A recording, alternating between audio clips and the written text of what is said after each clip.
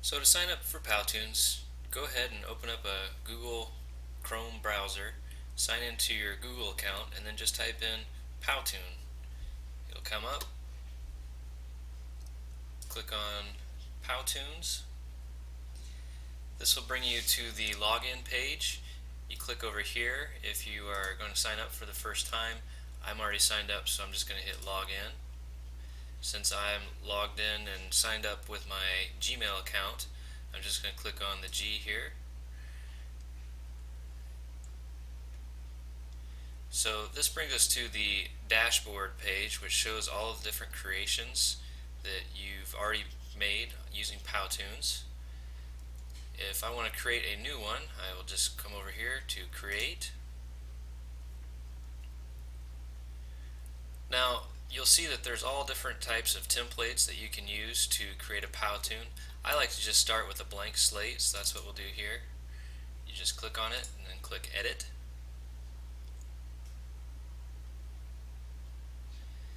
Now while this is loading, you see Powtoon awesomeness. Just take a few seconds. This is the Powtoon editor. Once you're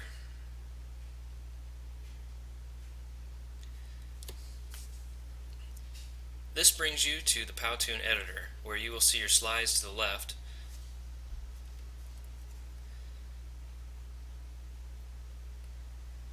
This brings you to the Powtoon editor, where you'll see your slides over here to the left, a timeline on the bottom, animation items to the right, and general options here up top. This will allow you to know when your animation should occur.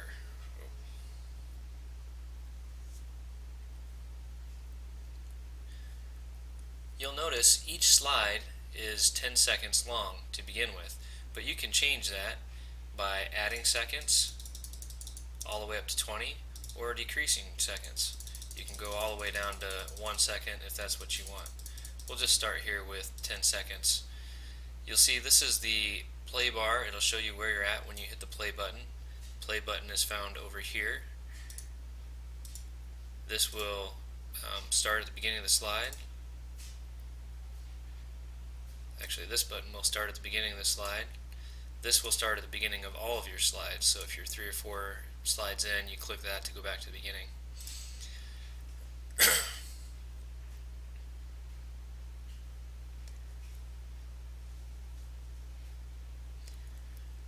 My advice is to start with your sound.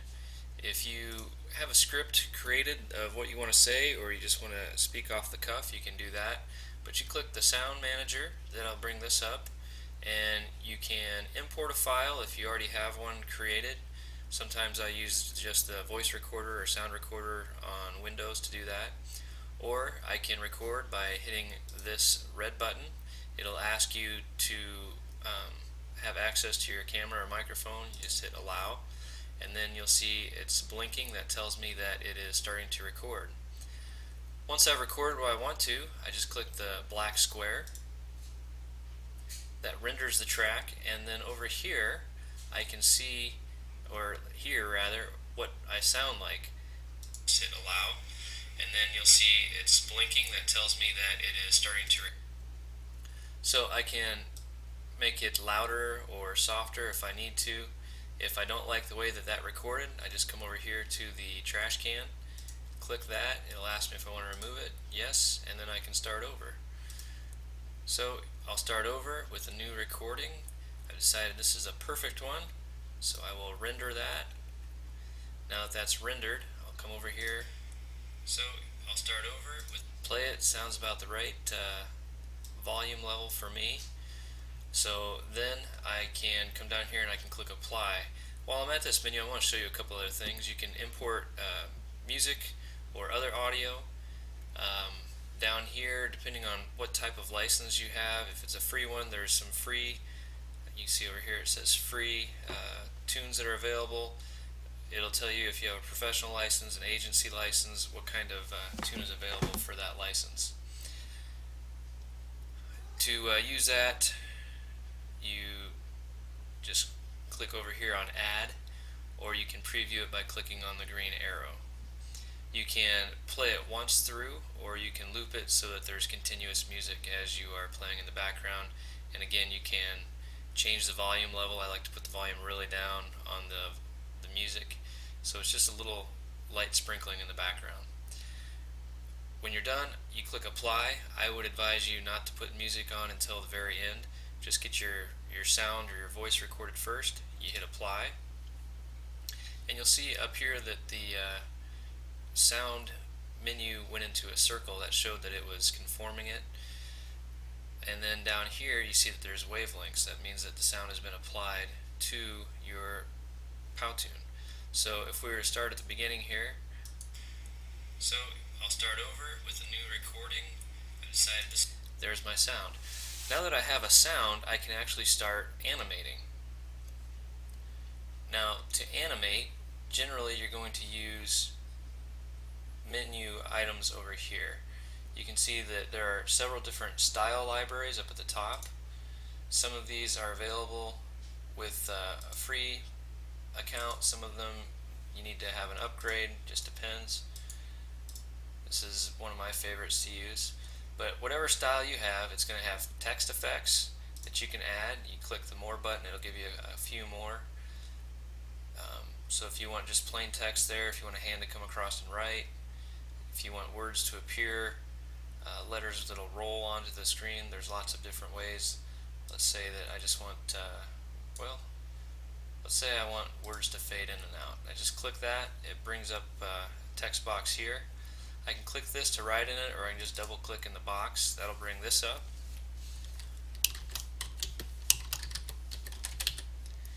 And I can change what the color of the text is over here. I can change the size of it. I can change the font, several different fonts. If I want it centered, bold or not. A lot of these, the bold doesn't work because that's already how it is. So then I can just click Apply, and then I can put it out here. And I want the powtoon all in the same line, so I'm going to make it a little bit longer and put it just like that.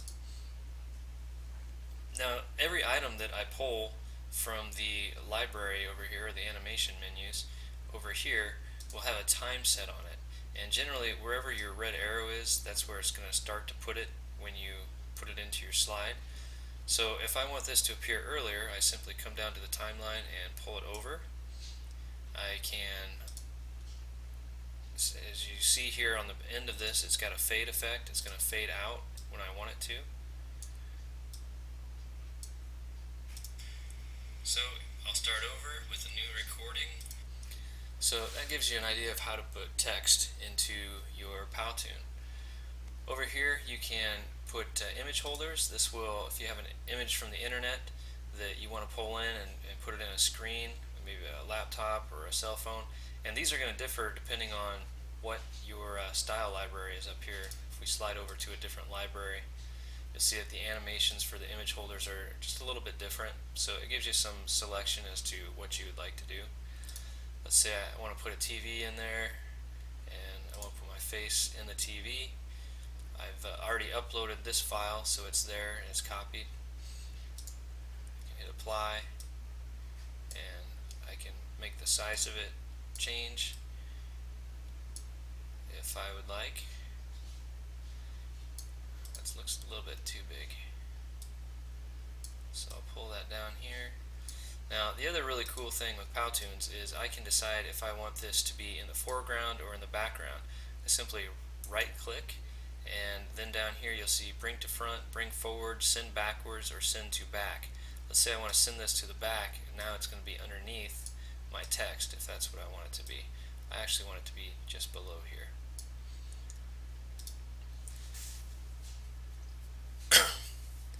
Next, I have characters that I can use. Again, I'll hit the More button. On this, there's several different emotions, different actions that the character is doing. Under the character one, these will not be animated. They'll just stand or do whatever their action is, but there's no movement with that. If you want actual animation, you come to the next one, Animate, and let's say we want a floating, meditating guy. I'll pull him over here, and now he's going to move as the powtoon is playing. Again, when I added him in here, you'll see on the bottom that he has a timeline of when he comes in and when he doesn't. Let's say I want him to come in at the 2-second mark. Instead of coming from the right, I want him to come up. So I change that by clicking on that, and then I want him to leave, and when he leaves I want him to go down. So now as I watch my animation, I'll start over with a new recording. I decided this is a perfect one, and so he comes in and goes away.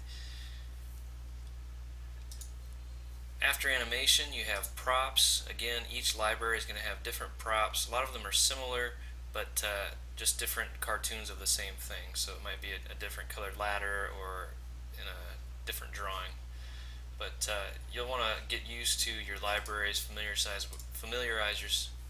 you want to familiarize yourself with the styles libraries to see what kind of props are available for your animation.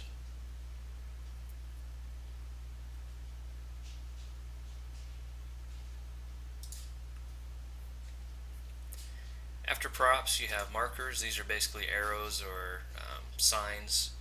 Then you have shapes that you can add. Again, these differ depending on the library you have chosen. You have transitions. This is very useful as you transition from slide to slide.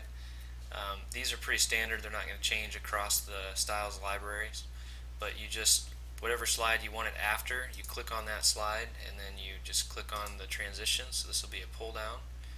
So if I want to pull this to the end now, when I transition to the next slide, it'll do that.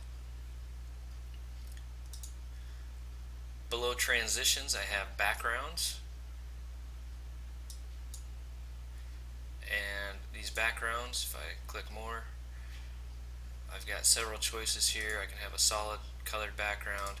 I can have an image. Again, these will differ depending on the library that I have chosen. So let's say that's the background I want, and I don't want this to stay there forever. I want my text actually to stay a little bit longer than what it did, and this slide doesn't need to be as long, so I'll change that. You'll notice as I change the slide length over here, it'll change this.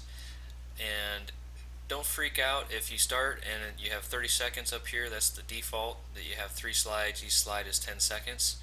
If you've recorded something and it's 5 minutes and it only shows 30 seconds, that's because as you add a slide, it'll add the audio with the slide that would go there. So that's about everything with the animation options that are given in the libraries. You'll get really good at adding things from the internet. The way to do that is you just click image here, and you can upload a file if you've got something already saved. If you don't, you can go do a web search and search for whatever it is you're looking for, find it, click it, hit apply, and that'll bring it in. Let's say that I want to put a background on here of a beach. So this is one I found on the internet. I just click apply. I can put it in here on the slide. I'll pull it over so it fits the whole thing, and now I've got a beach background instead of a white slide background. Now if I want that to be the entire slide, then I'm going to want to have no effect.